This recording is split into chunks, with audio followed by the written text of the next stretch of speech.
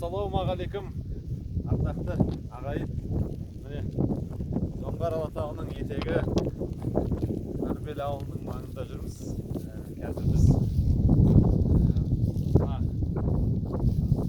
таудың ар жағындағы Хан деген керемет жерге баратырмыз. Бұл жердің тарихын айта кетсем, жер негізі Хан деген адамның атына қойылған екен. Ол кісінің нақты қандай адам болғанын, кім болғанын білмеймін, бірақ негізі ұзынқұлақтан естуімше дейін еді. Негізі тарих, біздің қазақтың тарихы негізі 100% өзгертілген еді ғой. Шыңғысхан бабамыз негізі біздің қазақтың басын қосқан хан. Осы Шыңғысхан бабамыздың өмір сүрген жері, туып өскен жері осы Бұрхан тауының маңы екен. Сол Бұрхан тауына баратырмыз қазір, сол жерді көруге. Жалпы өзіміздің тарихты бізге білу міндет.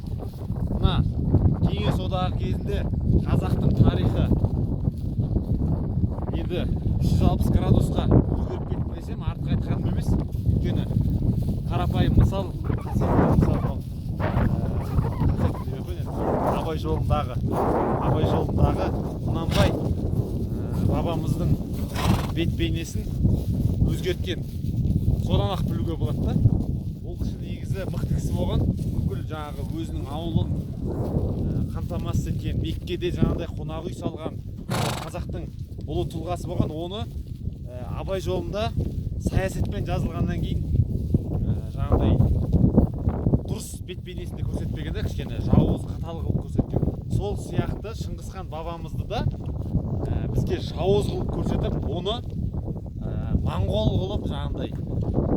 Негізі қазіргі моңғолдар ол бұрынғы моңғолдар емес. Негізі бұрынғы моңғолдар ол қазіргі қазақтар деп айтсам артық айтқаным емес. Өйткені Шыңғысханның құрамында, қол астында болған ру тайпалардың бәрі қазір қазақтың құрамында. Сондықтан Шыңғысхан біз үшін өзіміздің хан. Ол қазақтың ханы, әрбір қазақтың ханы Жәнібек пен Керейден бастап бәрі осы Шыңғысхан бабамыздың ұрпақтары. Сондықтан батыр бабаларымыздың ерліктерін біле жүрейік. Ол біз үшін үлкен рух береді. Біздің мақтанышымыз, әлемді дүр көтерген бабаларымыз. Ол жауыз болмаған ешқандай. Кеңес одағы кезінде солай бізге көрсетілген. Рахмет тыңдағандарыңызға. Сіздермен бірге болған мен кәсіпқой боксшы